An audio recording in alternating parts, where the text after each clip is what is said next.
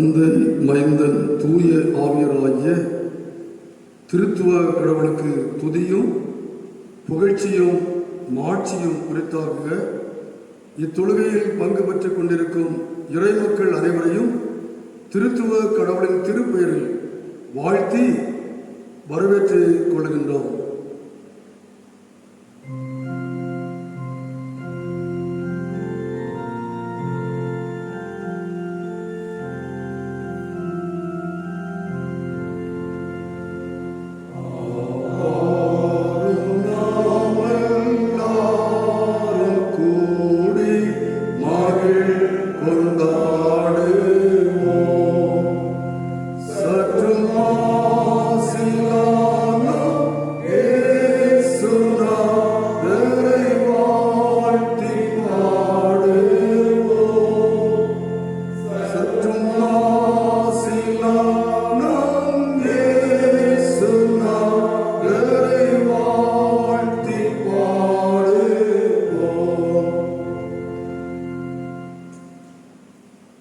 பூமியின் குடிகளே, எல்லாரும் கர்த்தரை கம்பீரமாய் பாடுங்கள். மகிழ்ச்சியோடு கர்த்தருக்கு ஆராதனை செய்து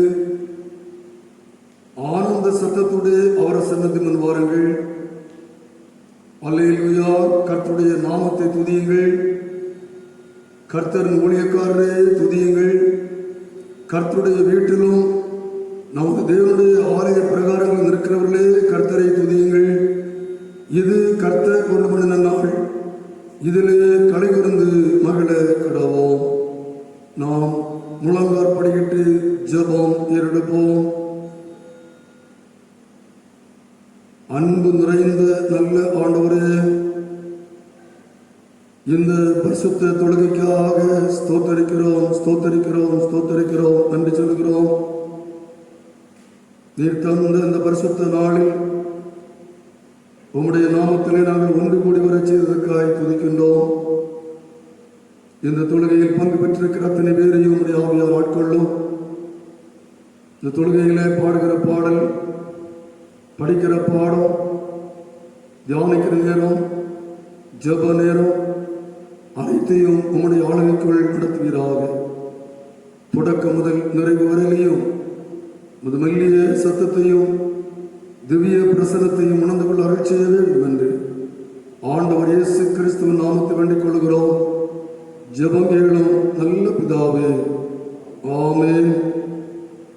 தொழுகைக்கு ஆரம்பமாக கர்த்தருடைய நாம மகிமைக்காக ஞான பாடல் 5 பாடும். ஞான பாடல் 5, இரக்க ஆசனத்தை பாடும்.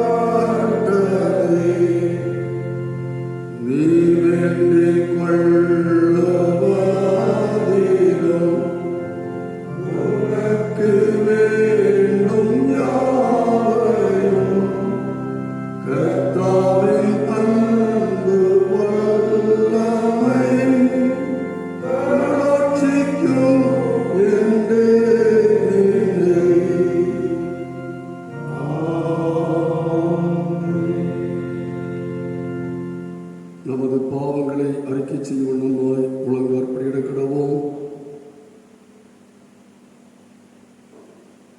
கர்த்தருடைய சமூகத்திலே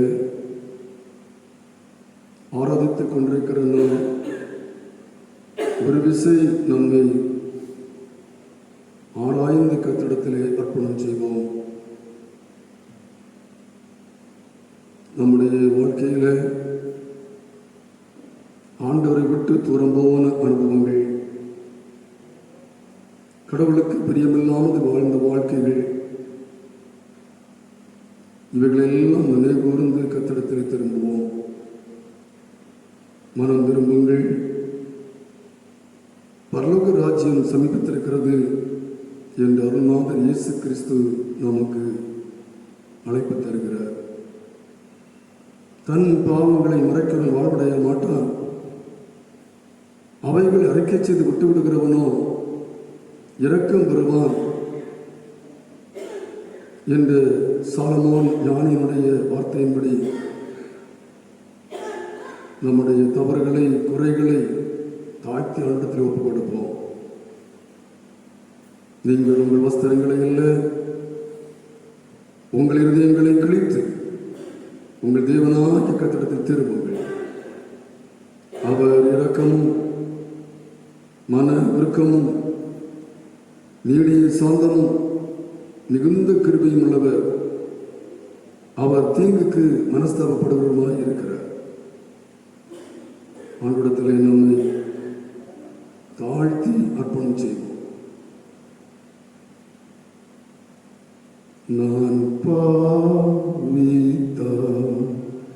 ஆனாலும் நீ மாசற்ற தோம் சிந்தி நீ வாயென்று என்னை கூப்பிட்டி என் நீப்பரே வந்தே வந்தே. சர்வ வல்லமையும் மிகுந்த இரக்கமுள்ள ஆண்டவர் மன்னிப்பையும் பாவ நிவர்த்தியும் நமக்கு கேட்டபடி வாழ்க்கையை சீர்படுத்துவதற்கான காலத்தையும் தமது தூய ஆவியான கிருபையின் தேடுதலையும் தந்தருள்வாராக. ஆமென். பாவ மன்னிப்பின் நிச்சயத்தை பெற்றுக் கொண்டுள்ளார் நாம் கர்த்தரின் கரத்தில் பெற்றுக்கொள்ளப் போகிற நன்மைகளுக்காக நன்றி செலுத்துவோம். கர்த்தர் எனக்கு செய்த எல்லா உபகாரங்களுக்காகவும் அவருக்கு நன்றி செலுத்துவேன். ரட்சிப்பின் பாத்திரத்தை எடுத்துக்கொண்டு கர்த்தருடைய நாமத்தை தொழுது கொள்வேன். ஆண்டவரிடத்தில் தொழுது கொண்டிருக்கிற நாம் ஆண்டவருக்கு நன்றி செலுத்த கடமைப்பட்டிருக்கிறோம். நம்மை கடந்த நாட்கள் முழுவதும் சுகபத்திரமாய் காத்த இந்த ஓய்வு நாளை தந்து தொழுகைக்கு நம்மை கூட்டி சேர்த்திருக்கிறார். ஆண்டவருக்கு நாம் நன்றி செலுத்துவோம். நம்மை நல்ல குடும்ப உறவோடு கர்த்தர் வழிநடத்தி வந்திருக்கிறார். நம்முடைய வாழ்க்கையில தந்திருக்கின்ற பெற்றோர், உடன் பிறந்தோர், வாழ்க்கை துணை, பிள்ளைகள், இவர்களால் நாம் பெற்று வரும் உறவு, நிறைவு, ஆலோசனை, அனைத்து வாழ்வு நன்மைகளுக்காக கடவுளுக்கு நன்றி செலுத்துவோம். கடவுள் தந்த நாட்டுக்காக, நாட்டில் இருக்கின்ற அனைத்து வளங்களுக்காக, நாட்டின் ஆட்சிகளுக்காக, ஆட்சியாளர்களுக்காக, புதிதாக பதவியேற்றிருக்கின்ற புதிய அரசுக்காக, அனைத்து நன்மைகளுக்காக கடவுளுக்கு நன்றி செலுத்துவோம். ஆண்டவர் இயேசு கிறிஸ்து வழியாய் நமக்கு அருளப்படும் மீட்புக்காகவும், அவர் வாக்கை கேட்க தரப்பட்டுள்ள திருமுறைக்காகவும், நமக்கு தந்திருக்கின்ற ஆலயம், திருப்பணி முறைகள், திருப்பணியாளர்கள் போன்ற அனைத்து நன்மைகளுக்காகவும், நித்தியத்தில் அவரோடு வாழ்வோம் என்ற நம்பிக்கைக்காகவும் ஆண்டவருக்கு நாம் நன்றி செலுத்துவோம். ஸ்தோத்திரம் துதிப்பாத்திரா உம்மை இன்றும் என்றும் துதித்திடுவேன். ஸ்தோத்திரம் துதிப்பாத்திரம் உம்மை இன்றும் என்றும் துதித்திடுவேன். கடவுளுக்கு ஸ்தோத்திர பலி படைத்தனா சங்கீதக்காரன் ஸ்தோத்திர ஜபத்தை இணைந்து எடுப்போம். என் ஆத்மாவே கர்த்தரை ஸ்தோத்திரி, என் முழு உள்ளமே அவருடைய பரிசுத்த நாமத்தை ஸ்தோத்திரி. என் ஆத்மாவே கர்த்தரை ஸ்தோத்திரி, அவர் செய்த சகல உபகாரம் மறவாதே. ஆமென். கடவுளுக்கு ஸ்தோத்திர பலி படைத்த நாம் அவர் நமக்கு கற்பித்து தந்த ஜெபத்தை இணைந்து எடுப்போம். பரமண்டலத்தில் இருக்கிற எங்கள் பிதாவே, உம்முடைய நாமம் பரிசுத்தப்படுவதாக, உம்முடைய ராஜ்யம் வருவதாக, உம்முடைய சித்தம் பரமண்டலத்தில் நிச்சயப்படுவது போல பூமியிலும் செய்யப்படுவதாக. அன்றைக்குள்ள எங்கள் அப்பத்தை எங்களுக்கு இன்று தார். எங்களுக்கு விரோதமாக குற்றம் செய்தவர்களுக்கு நாங்கள் மன்னிக்கிறது போல எங்கள் குற்றங்களை எங்களுக்கு மன்னி. எங்களை சோதனைக்கு பிரவேசிக்க பண்ணாமல் தீமின் எங்களை ரட்சித்துக் கொள்ளும். ராஜ்யமும் வல்லமையும் மகிமையும் என்னைக்கும் உடையவைகளே. ஆமென். அமர்வோம். திருமறை பாடம் படிக்க கேட்போம். படிப்பதற்காக எடுத்துக்கொண்ட திருமறை பாடம் யோவான் நற்செய்தி நூல் 20ஆம் அதிகாரம் 19ஆவது வசனம் தொடங்கி 23வது வசனம் முடிய படிக்க கேளுமே. யோவான் 20ஆம் அதிகாரம் 19ஆவது வசனம் தொடங்கி 23வது வசனம் முடிய படிக்க கேளுமே. வாரத்தின் முதல் நாளாகிய அன்றைய தினம் சாயங்கால வேளையிலே சீஷர்கள் கூடியிருந்த இடத்தில் யூதர்களுக்கு பயந்ததினால் கதவுகள் பூட்டியிருக்கையில் இயேசு வந்து நடுவே நின்று, உங்களுக்கு சமாதானம் என்றார். அவர் இப்படி சொல்லி தம்முடைய கைகளையும் விலாவையும் அவர்களுக்கு காண்பித்தார். சீஷர்கள் கர்த்தரை கண்டு சந்தோஷப்பட்டார்கள். இயேசு மறுபடியும் அவர்களை நோக்கி, உங்களுக்கு சமாதானம் உண்டாவதாக. பிதா என்னை அனுப்பினது போல நானும் உங்களை அனுப்புகிறேன் என்று சொல்லி அவர்கள் மேல் ஊதி பரிசுத்தாவியை பெற்றுக் கொள்ளுங்கள். எவருடைய பாவங்களை மன்னிக்கிறீர்களோ அவைகள் அவர்களுக்கு மன்னிக்கப்படும். எவருடைய பாவங்களை மன்னியாதிருக்கிறீர்களோ அவைகள் அவர்களுக்கு மன்னிக்கப்படாதிருக்கும் என்றார். படிக்க எடுத்துக்கொண்ட நற்செய்தி பாடம் படித்தாயிற்று. கிறிஸ்துவே உமக்கு மகிமை உண்டாவதாக. தொடர்ந்து நாம் அருளறையை கேட்போம்.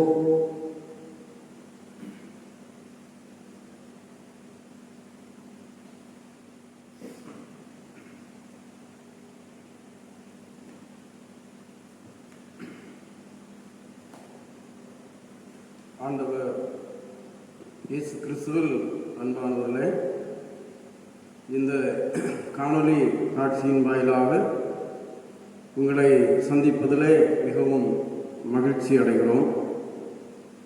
கொரோனா நோய் தொற்றின் காரணமாக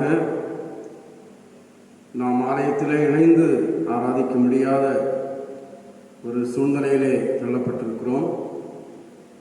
இந்த நோயினுடைய தாக்கம் முற்றிலுமாய் மாறி நாமும் உலக மக்களும் பாதுகாக்கப்பட ஜெபிப்போம். வேகமாக தடைகள் நீங்கி ஆலயத்திலே ஒன்றாய் இணைந்து இறைவனை தொழுது கொள்கின்ற அனுகூலங்கள் ஏற்பட ஆண்டவரை மன்றாடுவோம். இப்பொழுதும் நாம் இறை வார்த்தைகளை தியானிப்பதற்கு முன்னதாக தலைகளை தாழ்த்தி ஜெபம் செய்வோம். எங்கள் அன்பு தெய்வமே, நீர் நல்லவர், நீர் வல்லவர், உம்முடைய கிருபை என்றும் உள்ளது. உம்முடைய கிருபையினாலே இந்த நாளை எங்கள் வாழ்விலே தந்தமைக்காய் ஸ்தோத்திரம் சுவாமி. இந்த நாளிலும் நாங்கள் இந்த காணொளி காட்சியின் வாயிலாக உம்மை எங்களுடைய இல்லங்களிலே அமர்ந்து தொழுது கொள்ள ஆண்டவர் தந்திருக்கிற வாய்ப்பிற்காக ஸ்தோத்திரம். இப்போது நாங்கள் உம்முடைய வார்த்தைகளை தியானிக்க முற்படுகிறோம். ஆண்டவரே, தேவரே, எங்கள் வாழ்வுக்கு ஏற்ற நல்ல சிந்தனைகளை தார். பேசுகின்ற அடியேனுக்கு உம்முடைய ஞானத்தை தந்து கேட்கின்ற அனைவரையும் எங்கள் ஆண்டவர் ஆசீர்வதிப்பீராக. இயேசு கிறிஸ்துவின் இனிய நாமத்திலே வேண்டுகிறோம் பிதாவே, ஆமென். நம்முடைய சிந்தனைக்காக பரிசுத்த யோவான் எழுதிய நற்செய்தி நூல் 21ஆம் அதிகாரம் 17ஆம் வசனத்தின் கடைசி பகுதியை நாம் தியான பகுதியாக தெரிந்து கொள்வோம். பரிசுத்த யோவான் எழுதிய நற்செய்தி நூல் 21ஆம் அதிகாரம் 17ஆம் வசனத்தின் கடைசி பாகம். இயேசு, என் நாடுகளை மேய்ப்பாயாக என்றார். இயேசு என் நாடுகளை மேய்ப்பாயாக என்றார். ஆண்டவர் இயேசு கிறிஸ்துவில் அன்பானவர்களே, இன்றைக்கு நமக்கு கொடுக்கப்பட்ட செய்தியின் பொருள் அருட்பணியின் வெளிப்பாடாக இருக்க கிறிஸ்துவின் அழைப்பு. அருட்பணியில் வெளிப்பாடாக இருக்க கிறிஸ்துவின் அழைப்பு. கிரைஸ்ட்'s invitation to be an expression of mission. Karl Marx என்கிற இறையடியார் இப்படி கூறுகின்றார்: மிஷன் பிலாங்ஸ் டு காட். திருப்பணி கடவுளுடையது என்று சொல்கிறார். திருப்பணி ஆண்டவருடையது. திருமறையை நாம் படிக்கும்போது திருப்பணிக்கு சிறந்த முன்மாதிரியாக இருப்பவர் நம் அருள்நாதர் இயேசு கிறிஸ்து. இயேசு கிறிஸ்துவின் திருப்பணி உயர்ந்த உன்னதமான நோக்கமுடைய ஒரு பணியாக அமைந்தது. பரிசுத்த லூக்கா எழுதிய நற்செய்தி நூலில் 4ஆம் அதிகாரம் 18, 19 ஆகிய வசனங்களிலே நாம் படிக்கும்போது தரித்திரருக்கு நற்செய்தி. அப்படி என்றால் வாழ்வு இழந்த மக்களுக்கு வாழ்வு. அதை தொடர்ச்சியாக அருள்நாதர் குறிப்பிடும்போது இருதயம் நறுங்குண்டவர்களை குணமாக்கவும், சிறைப்பட்டவர்களுக்கு விடுதலை அளிக்கவும், பார்வையற்றவர்களுக்கு பார்வை கொடுக்கவும், நொறுங்குண்டவர்களை விடுதலையாக்கவும், இப்படிப்பட்ட வாழ்விழந்த மக்களுக்கு வாழ்வு தருகின்ற உன்னதமான உயர்ந்த ஒரு நோக்கத்தோடு ஆண்டவர் தம்முடைய பணியை ஆரம்பித்தார். ஆண்டவருடைய திருப்பணி ஏதோ ஒரு குறிப்பிட்ட மக்களுக்கல்ல, அனைவருக்கும். பரிசுத்த மத்தேயு எழுதிய நற்செய்தி நூலில் 28ஆம் அதிகாரம் 18ஆம் வசனம் முதல் நாம் படிக்கும்போது, நீங்கள் புறப்பட்டு போய் அனைத்து ஜாதிகளையும் சீசராக்கி என்று சொல்லுகிறார். அப்படி என்றால் இந்த உலகிலே வாழ்கின்ற எல்லா மக்களுக்கும் உரியதுதான் ஆண்டவருடைய பணி. அந்த தொலைநோக்கோடு தந்தையினுடைய விருப்பத்தை நிறைவேற்றி மக்களுக்கு வாழ்வை தருகின்ற பணியை செய்வதுதான் இயேசுநாதருடைய உயர்ந்த குறிக்கோள். கடைசியாக மந்தைக்கு ஜீவனையே தருவது. மந்தைக்காக என் ஜீவனையும் கொடுக்கிறேன் என்று சொல்லி உலக மக்களுக்காக தன்னுடைய ஜீவனையும் கொடுத்தார். ஆக இயேசுநாதருடைய திருப்பணி உன்னதமான திருப்பணி, அமிதமான திருப்பணியை அவருக்கு பிற்பாடு அவருடைய பிள்ளைகளாகிய நாம் நிறைவேற்றுவதற்கு நம்மை ஆண்டவர் அழைத்திருக்கின்றார். ஆண்டவருடைய பணியை செய்கின்ற இறைமக்கள் ஒரு உன்னதமான பணியை செய்ய அழைக்கப்பட்டவர்கள் என்பதை நாம் எப்போதுமே நினைவில் கொள்ள வேண்டும். இந்த உலகத்தில் பலவிதமான பணிகள் இருக்கிறது. இந்த வேலைகள் எல்லாம் தகுதி, கல்வி, பதவி, பணம் இதன் அடிப்படையாக வைத்து கொடுக்கப்படுகின்றது. ஆனால் இயேசுநாதருடைய அழைப்பு என்பது தகுதியை பார்த்து அல்ல, அவர் நம்மை அழைத்து தகுதிப்படுத்துகிறார். யார் யார் தாழ்மையோடும் பரிசுத்தத்தோடும் உண்மையோடும் உண்மையான அர்ப்பணத்தோடும் இறைவனுடைய பாதத்திலே தங்களை ஒப்புக் கொடுக்கிறார்களோ அப்படிப்பட்டவர்களை ஆண்டவர் தம்முடைய அருட்பணியை நிறைவேற்றும்படியாக அழைக்கிறதை நாம் திருமறையிலே தெளிவாக நாம் காண முடிகின்றது. புதிய ஏற்பாட்டின்படி நாம் பார்க்கும்போது ஆண்டவரின் அருட்பணியை செய்கின்றவர்கள் ஏதோ நற்செய்தியாளர்கள், கடவுளுடைய திருப்பணியை குறிப்பாக நிறைவேற்றுவதற்கு அழைக்கப்பட்டவர்கள் என்பதல்ல. ஆண்டவருடைய பிள்ளைகளாக தெரிந்து கொள்ளப்பட்ட எல்லாருமே புதிய ஏற்பாட்டின்படி அருட்பணியாளர்கள். எனவே ஆண்டவர் இயேசு கிறிஸ்துவின் அடியவர்களாக, பிள்ளைகளாக நாம் யார் யார் வாழ்கிறோமோ நாம் எல்லாருமே அருட்பணியாளர்கள். நம்மை ஆண்டவர் தன்னுடைய திருப்பணியிலே அல்லது அருள்பணியிலே நாம் செயல்பட வேண்டும் என்பதை நம்மளே ஆண்டவர் எதிர்பார்க்கின்றார். ஆக திருப்பணிகளிலே பல தன்மைகள் இருக்கிறது. அதில் 3 காரியத்தை மட்டும் இந்த நாளிலே நாம் சிந்தனை செய்வோம். முதலாவது, இங்கே பேதுரு அடிகளாரிடம் ஆண்டவர் சொல்லுகிறார், என் ஆடுகளை மேய்ப்பாயாக. அதற்கு முதலாவது தெரிந்து கொண்ட தலைப்பு நன்மை செய்ய ஊக்குவிக்கும் திருப்பணி. நன்மை செய்ய ஊக்குவிக்கும் திருப்பணி, மினிஸ்ட்ரி ஆஃப் குட்னஸ். பொதுவாக நன்மை செய்வது என்பது மனிதனுடைய வாழ்விலே இருக்கின்ற ஒரு அடிப்படையான ஒரு குணாதிசயம். நன்மை செய்வதற்கு உயர்ந்த பதவி தேவையில்லை, அல்லது அரசியல் ரீதியாக ஒரு பெரிய பொறுப்பு தேவையில்லை, அல்லது திருச்சபை அளவிலே ஒரு பெரிய பொறுப்பு நமக்கு தேவையில்லை. கடவுளின் சாயலிலே படைக்கப்பட்ட நாம் ஆண்டவருடைய தன்மைகளை உள்வாங்கி நம் ஆண்டவரை போல நாம் நன்மை செய்ய அழைக்கப்படுகிறோம். இயேசுநாதர் மனிதனாக இந்த பூமியிலே சுற்றித் திரிந்த நாட்களிலே அவர் கால்நடையாக எங்கும் சுற்றி நடந்து நன்மை செய்கிறவராய் சுற்றித் திரிந்தார் என்று திருமறையிலே படிக்கிறோம். யார் யார் உதவி தேவையோடு இருந்தார்களோ அந்த மனிதர்களை எல்லாம் ஆண்டவர் தேடி சென்று அவர்களுக்கு வாழ்வு கொடுத்தார். இயேசுநாதரை பலர் தேடி வந்தார்கள். தேடி வந்தவர்களுக்கெல்லாம் அவர் விடுதலை கொடுத்தார், வாழ்வு கொடுத்தார். அதோடு மட்டுமல்லாமல் அவரே தேடி சென்றும் வாழ்வு கொடுக்கிற பணியை செய்தார். எனவேதான் ஆடுகளுக்காக ஜீவனையும் கொடுக்க தயாராயிருக்கிறேன் என்று ஆண்டவர் யோவான் சுவிசேஷம் 10ஆம் அதிகாரம் 10ஆம் வசனத்திலே சொல்லுகிறதை நாம் திருமறையிலே படிக்கின்றோம். ஆக ஒரு நல்ல மேய்ப்பனாயிருந்து இந்த உலகிலே நன்மை செய்து கடைசியாக உலக மக்களின் முழுமையான வாழ்விற்காக தன்னுடைய ஜீவனையும் அர்ப்பணித்தார்.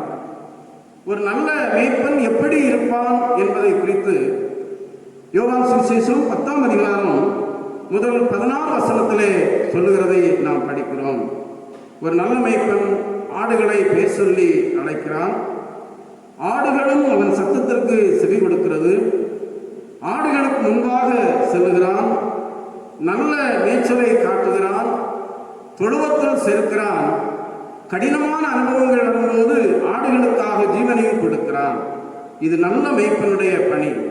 அதையே நம்முடைய ஆண்டவர் இயேசு கிறிஸ்து நிறைவேற்றினார்.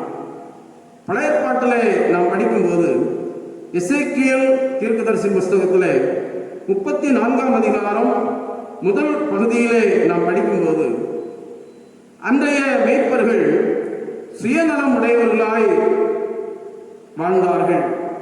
மந்தையின் மீது பொறுப்பற்றவர்களாய் நடந்து கொண்டார்கள். மந்தையிடமிருந்து நன்மைகளை பறித்து கொண்டார்கள். ஆனால் மந்தையை பாதுகாக்கவும் பராமரிக்கவும் தவறிவிட்டார்கள். எனவேதான் ஆண்டவர் அதே அதிகாரத்தில் சொல்லும்போது, என் மந்தையை மேய்க்கும் பொறுப்பை நான் அவர்களிடமிருந்து பறித்து நானே அவைகளை மேய்ப்பேன் என்கிறார். ஒரு நல்ல மேய்ப்பன் தன் ஆடுகளை எவ்வாறு நடத்துவார் என்பதை குறித்து எசேக்கியேல் 34ஆம் அதிகாரம் 11ஆம் வசனம் முதல் 31ஆம் வசனம் வரை உள்ள வசனங்களிலே சொல்லப்படுகிறது. ஒரு நல்ல மேய்ப்பன் இஸ்ரவேலின் உயர்ந்த மலைகளிலே புல்வெளிகளிலே ஆடுகளை மேய்ப்பான். மட்டுமல்லாமல் தண்ணீருக்காக ஆறுகள் அண்டையிலே நடத்துவான்.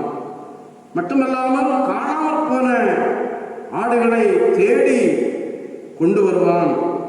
துரத்துண்ட ஆடுகளை சேர்த்துக் கொள்வான். எலும்பு முறிந்தவைகளை காயங்கட்டி நசல் கொண்டதையெல்லாம் திடப்படுத்தி இப்படி தன்னுடைய மந்தையை சிறப்பான நிலையிலே பராமரிப்பான் என்பதை குறித்து எசேக்கியேல் தீர்க்கதரிசியின் புஸ்தகத்திலே நாம் படிக்கின்றோம். அருமையான ஆண்டவருடைய பிள்ளைகளே, நல்ல மேய்ப்பனுடைய பணி ஆடுகளை நல்ல மேய்ச்சலிலே நடத்துகிற பணி, ஆடுகளை பாதுகாக்கிற பராமரிக்கிற பணி, ஆடுகளுக்காக ஜீவனையும் கொடுக்கிற பணி, இவைகளையே கிறிஸ்துவிலே நாம் பார்க்கிறோம். நமக்காக நன்மை செய்தார், நமக்காக ஜீவனை கொடுத்து நம்மை மீட்டு ரட்சித்திருக்கிறார். ஆக இன்றைக்கு அவருடைய பிள்ளைகளாக வாழ்கிற நாம் வாழ்கின்ற கால சூழ்நிலை எங்கும் எதிலும் பயம் நிறைந்த ஒரு அனுபவம், பாதுகாப்பற்ற ஒரு அனுபவம். எங்கு பார்த்தாலும் கொலை, கொள்ளைகள், பயங்கரமான தீமைகள் நிறைந்த ஒரு நிலையிலே, ஒரு வாழ்க்கையிலே நாம் வாழ்ந்து கொண்டிருக்கிறோம். மக்கள் பயமுள்ள ஒரு அனுபவத்தோடு வாழ்கிறார்கள். காரணம் என்னவென்றால், உலகத்திலே தீமை மிகுந்து விட்டது, அக்கிரமம் மிகுந்து விட்டது, அநியாயங்கள் பெருகிவிட்டது. அப்படிப்பட்டதான உலகத்திலே இறை மக்களாகி நாம் நன்மை செய்கின்றவர்களாய் வாழவும், நன்மையை செய்ய மற்றவர்களை ஊக்குவிக்கின்றவர்களாக, மற்றவர்களை தூண்டுகின்றவர்களாக வாழவும் நாம் அழைக்கப்படுகிறோம். நாமும் நம்மோடு வாழ்கிற சக மனிதர்களும் நன்மை செய்யும் போது நிச்சயமாக வீட்டுக்கு வீடு பாதுகாப்பு, வீட்டுக்கு வீடு மகிழ்ச்சி, வீட்டுக்கு வீடு சமாதானம், நட்புறவு, இவைகள் ஏற்படும். இத்தகைய ஒரு அனுபவத்தை, இத்தகைய ஒரு நல்ல சூழ்நிலைகளை நன்மை செய்து நிறைவேற்றிட ஆண்டவர் நம்மை எதிர்பார்க்கிறார். 2019ஆம் ஆண்டிலே சிரியாவிலே போர் நடந்தது. அப்போது எடுக்கப்பட்ட ஒரு புகைப்படம் எல்லா மக்களையும் மிகுந்த வேதனைப்பட வைத்தது. மக்களின் கண்கள் எல்லாம் குளமாய் நிரம்பின, கண்ணீரால் நிரம்பின. ஏனென்றால் போரின் போது ஒரு குழந்தை பரிதாபமான நிலைக்கு தள்ளப்பட்ட ஒரு காட்சி. அப்படிப்பட்ட ஒரு பரிதாபமான நிலையிலே தள்ளப்பட்ட ஒரு குழந்தைக்கு ஒரு மருத்துவர் உணவு கொடுக்கிறார். அப்போது அந்த குழந்தை அந்த மருத்துவருடைய காதலை வைத்து ஏதோ ஒன்றை முணுமுணுத்தது. என்னவென்றால், டாக்டர், எனக்கு பசி எடுக்கவில்லை, ஏதாவது மருந்து இருந்தால் தாருங்களேன் என்று சொல்லி கண்ணீரோடு கேட்டது. அந்த நிலையிலே அந்த குழந்தை காயப்பட்டது. அருமையான ஆண்டவருடைய பிள்ளைகளை, இன்றைக்கும் பல்வேறு காயங்கள், பல்வேறு துயரங்கள், பல்வேறு வேதனைகளோடு இருக்கிற மக்களுக்கு நாம் செய்கின்ற நன்மை, கடவுளுக்கு செய்கின்ற நன்மை, நம்மோடு வாழ்கின்ற மக்களையும் நன்மை செய்ய தூண்டுகிறது. ஆண்டவர் நம்மளை எதிர்பார்க்கிற ஒரு பெரிய ஒரு எதிர்பார்ப்பு. எனவே நாம் நன்மை செய்வோம், மற்றவர்களையும் நன்மை செய்ய தூண்டுகின்றவர்களாக வாழ நம்முடைய வாழ்வை அர்ப்பணிப்போம். இரண்டாவது, மன்னிப்பை ஊக்குவிக்கின்ற திருப்பணியை நிறைவேற்றுவோம். Ministry of forgiveness. நாம் படிக்க கேட்ட பரிசுத்த யோவான் எழுதிய நற்செய்தி நூல் 20ஆம் அதிகாரம் 23ஆம் வசனத்திலே ஆண்டவர் தன்னுடைய சீடர்களை திருப்பணிக்கு அழைக்கும் போது இப்படி சொல்கிறார்: நீங்கள் எவருடைய பாவங்களை மன்னிக்கிறீர்களோ அவைகள் அவர்களுக்கு மன்னிக்கப்படும். நீங்கள் எவருடைய பாவங்களை மன்னிக்கிறீர்களோ அவைகள் அவர்களுக்கு மன்னிக்கப்படும் என்று தம்முடைய சீடர்களை திருப்பணிக்கு அனுப்பும்போது சொல்லுகிறதை நாம் பார்க்கிறோம். அன்பான ஆண்டவருடைய பிள்ளைகளே, இறை மக்களின் மிக பெரிய பொறுப்பு நாம் மன்னிக்கின்றவர்களாய் வாழ வேண்டும். நம்மோடு வாழ்கின்ற மக்களையும் மன்னிக்கும் செயலுக்கு தூண்ட வேண்டும். மன்னிப்பதற்காக அவர்களையும் ஊக்குவிக்க வேண்டும். திருமறையின் மைய செய்தி அன்பும் மன்னிப்பும். அதை இயேசு கிறிஸ்துவிலே, அவருடைய திருப்பணியிலே முழுமையாக நாம் காண முடிகின்றது. பொதுவாக மனிதன் மனித தன்மையோடு வாழ்வதற்கு பழிவாங்குகிற எண்ணம் இல்லாமல் வாழ வேண்டும். ஏனென்றால் பழிவாங்குகிற எண்ணம் ஒரு மனிதனிடத்தில் இருந்தால் அந்த பழிவாங்குகிற எண்ணத்தினால் மற்றவர்கள் அழிக்கப்படுவார்கள். ஆனால் அதே நேரத்தில் ஒரு மனிதனுடைய வாழ்வில் மன்னிக்கும் சிந்தை இருந்தால் அந்த மன்னிப்பின் மூலமாக மகிழ்ச்சி ஏற்படும், உறவுகள் உறுதிப்படும், கவலை மாறும், பகை உணர்வு நீங்கும், மன அழுத்தம் குறையும், உடல் நலம் ஏற்படும், மனதிலே நிம்மதி கிடைக்கும். மன்னிப்பின் வழியே நாம் அமைதியான வாழ்வை பெற்றுக்கொள்ள முடியும். எனவேதான் ஆண்டவர் நம்மை மன்னிக்க சொல்லுகின்றார். ஷாலோம் என்கிற எபிரேய வார்த்தையின் பொருள் நலமான நிறைவாழ்வு என்பது பொருள். நலமான நிறைவாழ்வு. எனவே இந்த நலமான நிறைவாழ்வை பெற்றுக்கொள்வதற்கு மன்னிப்பதும் மன்னிப்பை பெறுவதும் மன்னிக்க தூண்டுவதும் அவருடைய பிள்ளைகளாகிய நம்முடைய கடமையாக இருக்கின்றது. இளையகுமாரனை குறித்து நாம் திருமறையிலே படிக்கும்போது, இளையகுமாரன் தந்தையை விட்டு தூரம் போனான், தன்னுடைய செல்வத்தை எல்லாம் அளித்தான், தந்தையினுடைய சிந்தைக்கு மாறுபட்டவனாக வாழ்ந்து ஊதாரியாக வாழ்ந்தான். கடைசியாக எல்லாம் தீர்ந்த பிற்பாடு தந்தையை தேடி வருகின்றான். ஆனால் அந்த அன்பு தந்தையோ தூரத்திலே அவனை காணும் போதே ஓடி சென்று கட்டித்தழுவி முத்தமிட்டு அவனை ஏற்றுக்கொள்கிறார். அவன் செய்த எல்லா தவறுகளையும் மன்னித்து ஏற்றுக்கொள்கிறார். மட்டுமல்லாமல் மகன் வந்த மகிழ்ச்சியினாலே அங்கே வீட்டிலே பெரிய நடன கழிப்பு, விருந்து வைபவங்களை எல்லாம் அவர் ஏற்படுத்துகின்றார்.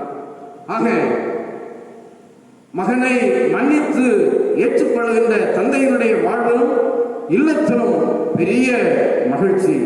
ஆனால் அதே நேரத்தில் தன்னுடைய சகோதரனை மன்னிக்க மறுக்கின்ற மூத்த மகனால் அந்த மகிழ்ச்சி ஆரவாரங்கள் எல்லாம் தடைபடுகின்றது. திருமறையிலே நாம் படிக்கும் போது தந்தை அந்த மூத்த மகனை வருந்தி அழைத்தும் அந்த மகிழ்ச்சியான ஆரவாரத்திலே அவன் பங்கெடுக்கவில்லை. தந்தையினுடைய மகிழ்ச்சியையும் அவன் கெடுத்து போடுகிறவனாக அங்கே செயல்படுகிறதை நாம் அங்கே படிக்க முடிகின்றது. அருமையான ஆண்டவருடைய பிள்ளைகளை, இந்த ஓமையிலே ஆண்டவர் தருகின்ற உண்மை, கற்றுத்தருகின்ற உண்மை என்னவென்றால், நாம் மற்றவர்களை மன்னிக்கும் போது, ஏற்றுக்கொள்ளும் போது பரம தந்தையாகிய நம்முடைய ஆண்டவரை மகிழ்ச்சிப்படுத்துகிறோம். ஆனால் அதே நேரத்தில் மன்னிக்க இந்த மூத்த மகனை போல மன்னிக்க மறுக்கும் போது அவருடைய உள்ளத்திற்கு நாம் வேதனையை கொடுக்கிறோம். எனவே ஆண்டவர் நம்மளே எதிர்பார்க்கிற மன்னிப்பின் அனுபவத்தை நாம் செயல்படுத்துவோம். நம்மோடு வாழ்கிற மக்களையும் மன்னிக்கும் செயலுக்கு நாம் தூண்டுவோம். அவர்களையும் நாம் ஊக்குவிக்கின்ற ஆண்டவருடைய பிள்ளைகளாக வாழ ஆண்டவர் நம்மை எதிர்பார்க்கிறார். மூன்றாவது, ஒளியை நோக்கி நாம் பயணிக்க அழைக்கப்படுகிறோம். Ministry of light.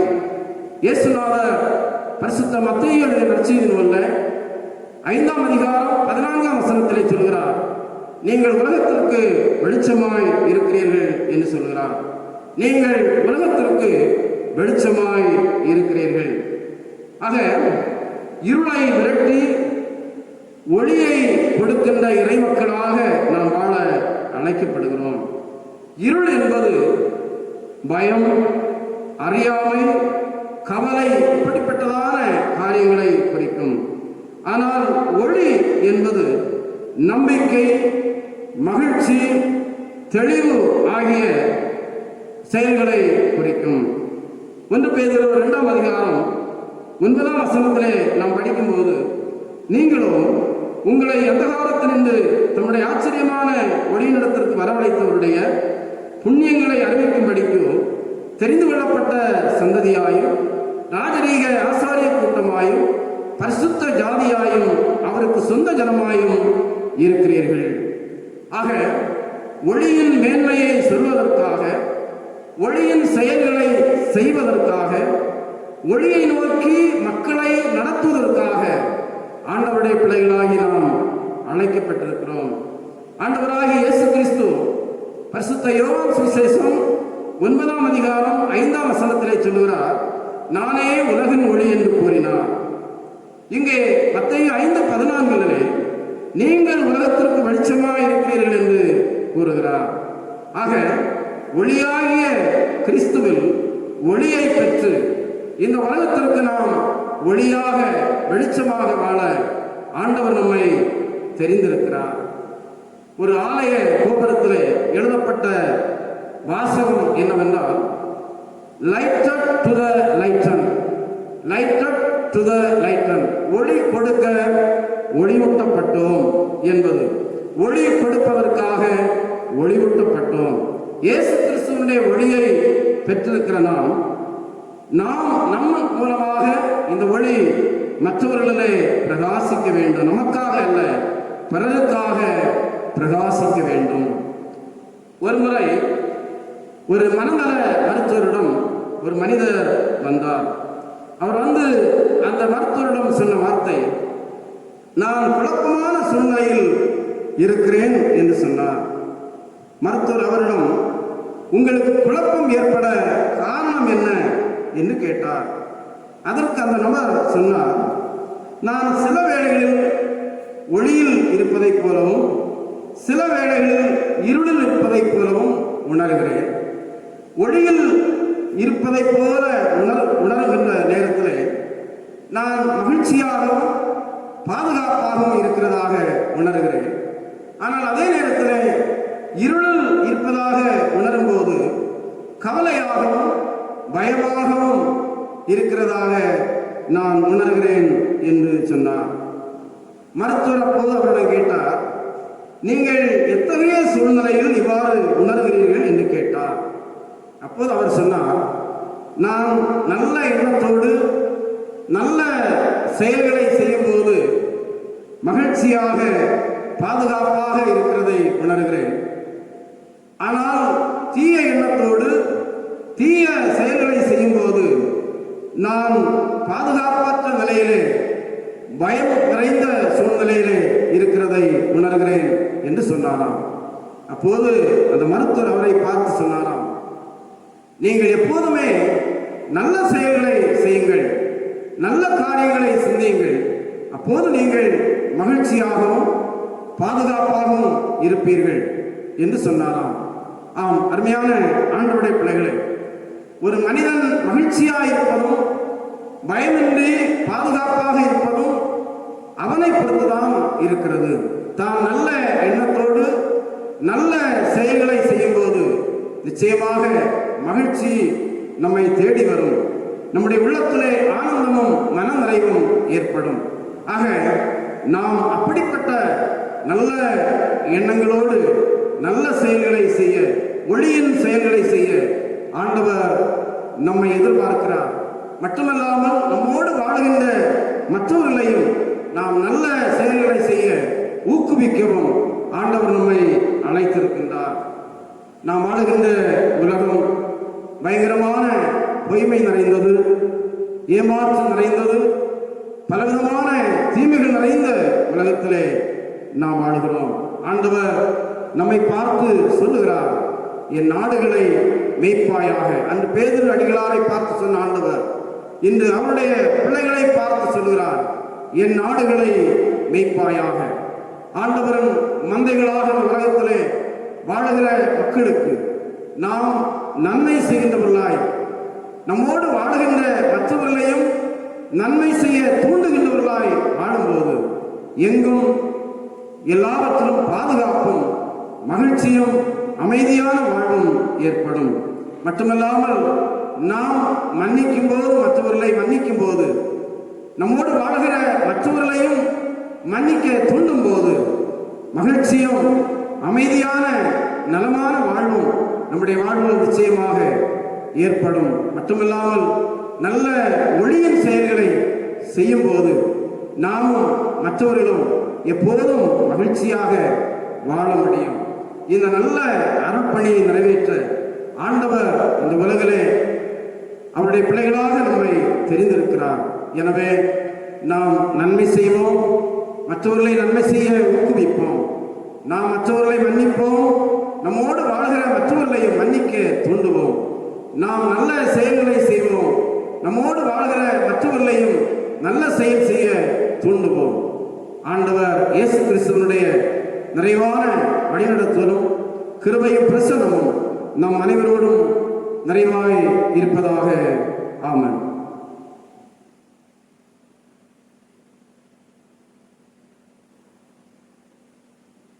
அனைவரும் எழுந்து நமது விசுவாசத்தில் அப்போஸ்தலர் விசுவாச பிரமாணத்தை அறிக்கை செய்வோம். வானத்தையும் பூமியையும் படைத்த சர்வ வல்லமுள்ள பிதாவாகிய தேவனை விசுவாசிக்கிறேன். அவருடைய ஒரே குமாரனாகிய நம்முடைய நாதர் இயேசு கிறிஸ்துவையும் விசுவாசிக்கிறேன். அவர் பரிசுத்த ஆவியினாலே கன்னிமரியாள் துருப்பத்து பிறந்தார். பொந்து பிலாத்தின் காலத்தில் பாடுபட்டு சிலுவையில் அறையுண்டு மரித்து அடக்கம் பண்ணப்பட்டு பாதாளத்தில் இறங்கினார். 3ஆம் நாள் மரித்தெழுந்து எழுந்தருளினார். பரமணத்துக்கு ஏறி சர்வவல்லமையுள்ள பிதாவாகிய தேவனுடைய வலது பாசத்தில் வீற்றிருக்கிறார்.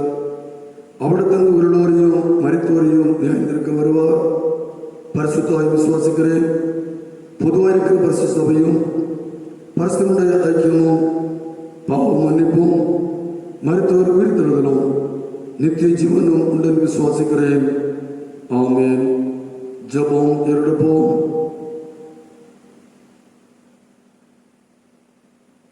கர்த்தருடைய சமூகத்திலே ஆராதித்த நாம்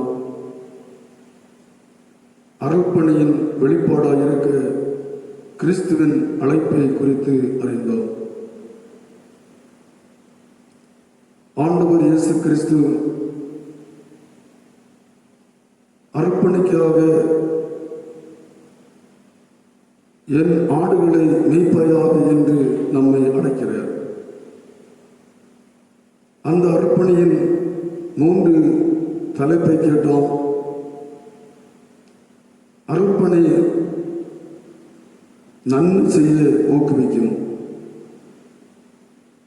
இயேசு கிறிஸ்து தம்முடையவர்களை பார்த்து சொல்கிறார், ஒருவன் வந்து நல்ல போதகரே, நித்திய ஜீவன் அடைவதற்கு நான் எந்த நன்மை செய்ய வேண்டும் என்று கேட்டபோது அவனிடத்தில் சொன்னார், நீ பூர்ண சர்க்குணராக இருக்க விரும்பினார், போய் உனக்கு உண்டானவர்களை விற்று தரித்திற்கு கொடு என்று சொல்லி சொன்னார். நன்மை செய்ய ஊக்குவிக்கிற அர்ப்பணிக்க நம்மை ஆண்டவர் நடத்துகிறார். அர்ப்பணி நம்மை மன்னிக்கும் தன்மைக்கு ஊக்குவிக்கிறது. ஆண்டவர்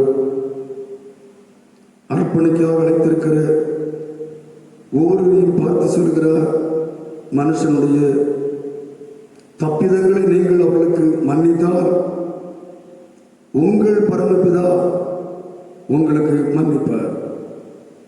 மனுஷனுடைய தப்பிதங்களை நீங்கள் அவர்களுக்கு மன்னியாதிருந்தால் உங்கள் பிதா உங்கள் தப்பிதங்களையும் மன்னியாதிருப்பார் என்று இயேசு சொல்கிறார். ஆகவே அருள்பணி நம்மை மன்னிக்கும் தன்மைக்கு ஊக்குவிக்கிற செய்தி என்று தந்தார்.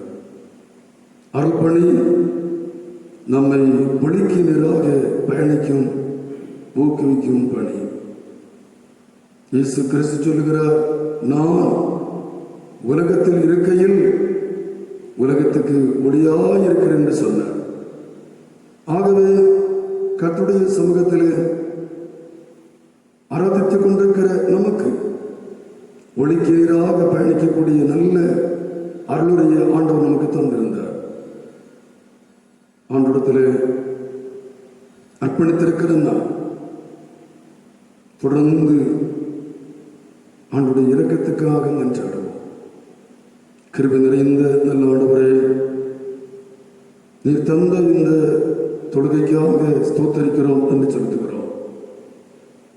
இந்த தொழுகை வழியாய் உம்முடைய பிரசன்னத்தை உணர்ந்து கொள்ள செய்தீர். உம்முடைய நல்ல ஆவி செவையான பாதை நடத்துவதற்கு நீர் எங்களை தகுதிப்படுத்தினபடியால் ஸ்தோத்தரிக்கிறோம் என்று சொல்லுகிறோம். ஆண்டவரே, உம்முடைய பிள்ளைகளுக்கு வேண்டிய எல்லா நன்மைகளையும் தாருங்கப்பா. ஒவ்வொருவருடைய வாழ்க்கைக்கு தேவையான ஆசீர்வாதங்களை தரும்படியாக ஜெபிக்கின்றோம். அர்ப்பணிக்காக எங்களை தகுதிப்படுத்தி இருக்கிறீர். அது உங்களுடைய அழைப்பை பெற்று வெளிப்பாடாக நாங்கள் செய்யக்கூடிய நல்ல சூழ்நிலை எங்களுக்கு உருவாக்கி தர ஜெபிக்கிறோம். கர்த்தருடைய சமூகத்தில் இருக்கிற நாங்கள் எங்களுடைய வாழ்வின் நன்மைகளுக்காக இடத்தில் மன்றாடுகிறோம். கல்வியில் ஈடுபட்டிருக்கிற பிள்ளைகள் தொடர்ந்து அதன் வழியாக நல்ல வெற்றி, நல்ல முன்னேற்றங்களை தந்து ஆஸ்வதிப்பீராக. தொடர்ந்து ஆண்டவருக்குள்ளாக பல்வேறு பணிகளிலும் உயர் அனுபவங்களிலும் அவர்களை நடத்தும்படியாக ஜெபிக்கிறோம். அநேகருடைய வாழ்க்கையில இன்னும் பல ஆசீர்வாதங்களை நன்மைகளை தேடிக்கொண்டிருக்கிறதை கர்த்தர் காண்கிறேன். அவர்களுக்கு நீர் அதை உதவி செய்யும்படியாக நாங்கள் ஜெபிக்கிறோம். வாலிபத்திலிருந்து வாழ்க்கைக்கு காத்திருக்கிற பிள்ளைகள் இருக்கிறார்கள். ஆண்டவர் இறங்கி வாழ்க்கையை தார். வாழ்க்கைக்கு ஒப்பு கொடுத்து வாழ்கிற பிள்ளைகளுடைய வாழ்க்கையில் பல்விதமான கசப்புகள், கருத்து வேறுபாடுகள், இன்னும் பிரிவினைகள் இருக்கிற வீடுகளிலே கடவுளுடைய நல்ல ஆவி சமாதானமான ஒரு சூழ்நிலையை அவர்களுக்கு கொடுத்து நடந்து ஜெபிக்கிறோம். இன்னும் வாழ்விலே கிடைக்க வேண்டிய பல்விதமான நன்மைகளுக்காக உம்மிடத்தில் மன்றாடுகிறோம். கர்ப்பத்தின் கனிக்கு காத்திருக்கிற பிள்ளைகள் உண்டு. இறங்கி கர்ப்பத்தின் கனிகளை தார். கர்ப்பஸ்திரிகளாக இருக்கிறவர்களை பாதுகாத்து ஆண்டவர் நல்ல விடுதலையை தந்து அதனால் அவனுடைய சந்தோஷத்தை வெளிப்படுத்த ஆரம்பித்தார். அப்படியே இந்த உலகத்திலே பல்விதமான நன்மைகளுக்கு காத்திருக்கிற மக்கள் இருக்கிறார்கள். தங்களுக்கு தேவையான பல்விதமான வசதிகளையும் வாழ்க்கைகளையும் வீடு, நிலம் மற்றுமுள்ள பல நன்மைகளை விரும்புகிறபடி கொடுத்து கர்த்தர்களை ஆசீர்வதித்து நடத்தும்படியாக ஜெபிக்கிறோம். நல்ல கர்த்தாவே, உழைக்கிற மக்களை கர்த்தர் நோக்கிப்பார். விவசாயத்தை செய்கிறவர்கள், வியாபாரம் செய்கிறவர்கள், பல்வேறு விதத்தில் முதலீடுகளை வைத்து தொழில் செய்கிறவர்கள், சிறிய தொழில்கள், பெரிய தொழில்கள், இன்னும் ஆண்டவர் கொடுத்திருக்கின்ற அறிவை கொண்டு ஆக்கப்பூர்வமாக பணியாற்றுகிற மருத்துவர்கள், இன்னும் பொறியியலாளர்கள், ஆசிரியர்கள், நீதித்துறை சார்ந்த பணி செய்கிறவர்கள், சமூகத்தில் சட்ட ஒழுங்கை பாதுகாத்து நடத்தி கொண்டிருக்கிற காவல்துறை அதிகாரிகள், பணியாளர்கள், இராணுவ அதிகாரிகள், பணியாளர்கள், ஏனைய பல்வேறு பணி செய்கிற மக்கள், அலுவலகத்தில் பணியாற்றுபவர்கள், தண்ணீர், தரை, ஆகாய மார்க்கமாய் பணியாற்றிக் கொண்டிருக்கிறவர்கள், இன்னும் ஆண்டவர் தொண்டு நிறுவனங்களிலும் சமூக பணிகளிலும் ஈடுபட்டிருக்கிறவர்கள் அனைவரையும் ஆண்டவர் ஆலோசனை நடத்துகிறார்கள். நாட்டில் கடினமாய் உழைக்கிற மக்கள் ஏராளம் இருக்கிறார்கள்.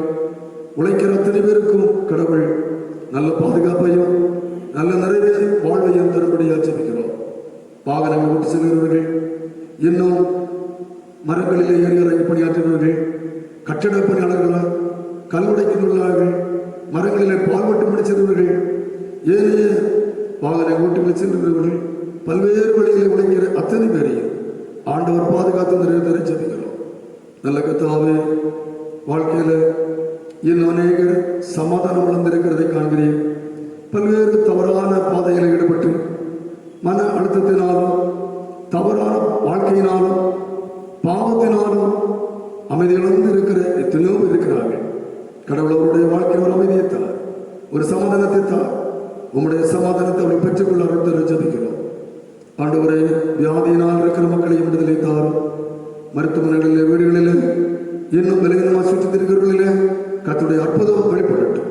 இந்த நாட்டில் பரவிக்கொண்டிருக்கிற கொரோனா வைரஸ் மூலமாய் யார் யார் பாதிக்கப்பட்டிருக்கிறார்களோ, இன்னும் தங்களுக்கு அருமையானவர்களை இழந்திருக்கிறார்களோ, ஆண்டவர் அந்த குடும்பங்களை ஆறுதலை தேர்ந்தெடுத்தார். நோய் தொற்றில் இருக்கிறவர்களுக்கும் விடுதலை தந்து அந்த வைரஸ் மாறுபடியாக நாங்கள் ஜெபிக்கின்றோம். கர்த்தாவே, இன்னும் பல்வேறு விதமான தேவைகளோடு இருக்கிற ஜெபித்துக் கொண்டிருக்கிற அத்தனை பேருக்கும் நன்மைகளை தார். ஆண்டவர் தந்திருக்கிற திருப்பணிகளுக்கு நாங்கள் ஜெபிக்கின்றோம். திருப்பணி செய்து கொண்டிருக்கின்ற அன்பான சபை குழுவினர் இயக்கத்தில் போர்ப்படும் சபை குழுவில் செயலர், பொருளாளர், கணக்கர், டிகமார் குடும்பங்கள் அனைவரையும் கருத்து பயன்படுத்துகிறார்கள். அனைத்து கிளை சங்கங்களை தந்திருக்கிறீர். ஒவ்வொரு சங்கத்தின் செயலர்கள், இன்னும் அதில் உள்ள கணக்கர்கள், கண்வீனர்கள், ஊழியர்கள், உறுப்பினர்கள் மூலமாக இன்னும் அநேக ஆத்துமாக்கள் அவருடைய மந்தைக்குள் வர அருள்த்தார். எங்களுடைய ஆலயத்தில் பணி செய்து கொண்டிருக்கிற உடன் போதகர், ஏனைய கோயில் பிள்ளை, கோயில் மாஸ்டர், இன்னும் அரங்க காவலர், தூய்மை பணியாளர், எலக்ட்ரீஷியன், இது போன்ற பணியாளர்கள், தன்னார்வத்தோடு திருச்சபையின் வளர்ச்சிக்காக பாடுபடுகிறவர்கள் அனைவரையும் கர்த்தர் குடும்பமாய் ஆசிர்வதிக்க ஜெபிக்கின்றோம். ஆலயத்துக்கு வெளியே நடக்கிற மிஷன் ஊழியர்கள், ஏனைய பல்வேறு பெரிய ஊழியர்கள் அனைத்தையும் செய்கிற மக்களையும், அதற்காக ஜெபிக்கிற, கொடுக்கிற, தாங்குகிற மக்களையும் கர்த்தர் ஆசீர்வதிக்கும்படியாக ஜெபிக்கிறோம். நல்ல கர்த்தாவே, எங்களுடைய சேகரித்துக்கப்பட்ட அனைத்து திருச்சபைகளையும், போதகர்களையும், திருப்பணியாளர்களையும், எல்லா ஊழியக்காரர்களையும், அங்குள்ள கமிட்டி, மக்கள், சபையார் எல்லாரையும் கர்த்தர் ஊழியர்களை பயன்படுத்தி நிறைவாழ்வு தருணங்கள் ஜெபிக்கின்றோம். நல்ல கர்த்தாவே, தொடர்ந்து நாட்டுக்காக நாம் ஜெபிக்கின்றோம். நாட்டில் ஒரு அமைதியுள்ள ஒரு ஆட்சியை நீர் தரும்படி நாங்கள் ஜெபிக்கிறோம்.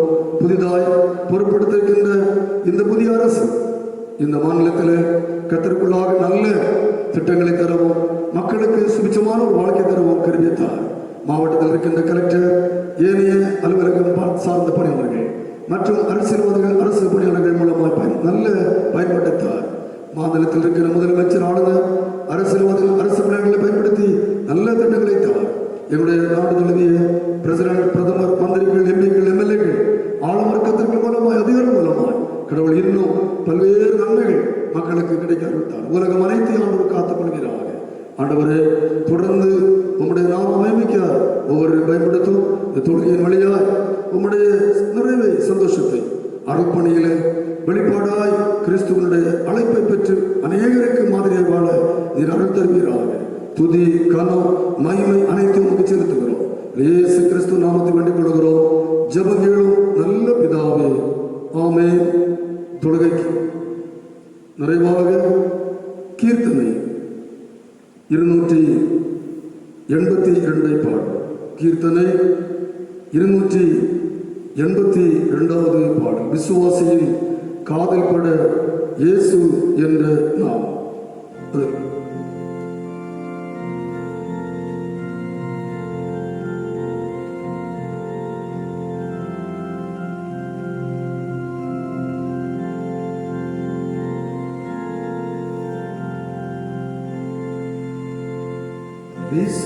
விசுவாசியின் காதல் பட இயேசு என்ற நாமம் விருப்பாயவர் செவியில் தோன்றி இனிப்பாகுது பாசம். பசித்த ஆத்துமாவை பசியாற்றும் மன்னவதுவே, மூசிப்பாருதல் இழைத்தோம் கெல்லாமூற்றும் அந்த பெயரே. துயரை அது நீக்கி காயம் தீர்த்து குணப்படுத்தும். பயங்கள் யாவும் இயேசு வென்றார் பறந்தோடியே போகும். காயப்பட்ட இருதயத்தை கழுவி சுத்தப்படுத்தும். தீயக்க முள்ள நெஞ்சை அது மயக்க நெண்டி விடுக்கும். எல்லை இல்லா கிருபை தீரேற்று நிறைந்திருக்கும். எல்லா நாளும் மாறா செல்லும் இயேசு என்ற பெயரே. என் ஆண்டவர் என் ஜீவனே, என் மார்க்கமே முடிவே. என்னால் வரும் துதியை நிறைவேற்றிக் கொள்ளும் தேவே. விசுவாசியின் காதில் பட இயேசு என்ற நாமம் விருப்பா அவர் செவியில் தோன்றி இனிப்பாகுது பாசம். ஜெபம் எடுப்போம். கிருபை நிறைந்த ஆண்டவரே, இந்த தொழுகையின் நிறைவுக்காக ஸ்தோத்திரிக்கிறோம் என்று செலுத்துகிறோம். கர்த்தர்களோடு இருந்து நிறைவான ஒரு தொழுகையை காண செய்தீர். தொழுகையின் வழியாய் கேட்டார் உணரை இந்த வாழ்க்கையிலே அது பிரதிபலிக்கத்தக்கதா அர்ப்பணி என்ற வெளிப்பாடாய் இருந்து கிறிஸ்துவின் அழைப்பை பெற்ற நாங்களாய் வாழ்வதற்கு கர்த்தர்களை தகுதிப்படுத்த நாங்கள் ஜெபிக்கிறோம். பிரிந்து செல்கிறோம். பிரியாத நேசர்களோடு கூட இருந்து அவனிலே வாழ்ந்து திரும்பவும் உம்முடைய நாமத்திலே கூடி வரும் வரை வழிநடத்த வேண்டும் என்று வேண்டிக் கொள்கிறோம். ஜெபங்கேளும் நல்ல பிதாவே, ஆமென்.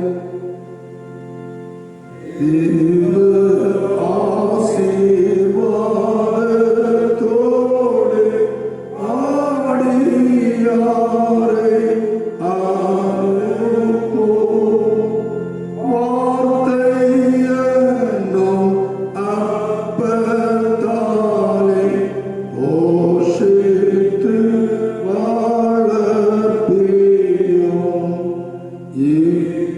இப்போதும்மை தேடிக்கொண்டு மானதார போற்றினோம். மோட்சலோகத்தில் காணித்து உம்மை வாழ்த்தி தோழுவோம். ஆமென். ஆசீர்வாதம். ஆண்டவர் உங்களை ஆசீர்வதித்து உங்களை காக்க கடவர். ஆண்டவர் தம்முடைய முகத்தை உங்கள் மேல் பிரகாசிக்க பண்ணி உங்கள் மேல் கிருபை இருக்க கடவர். ஆண்டவர் தம்முடைய முகத்தை உங்கள் மேல் பிரசன்னமாக்கி இப்பொழுதும் எப்பொழுதும் உங்களுக்கு சமாதானம் கட்டிட கடவர்.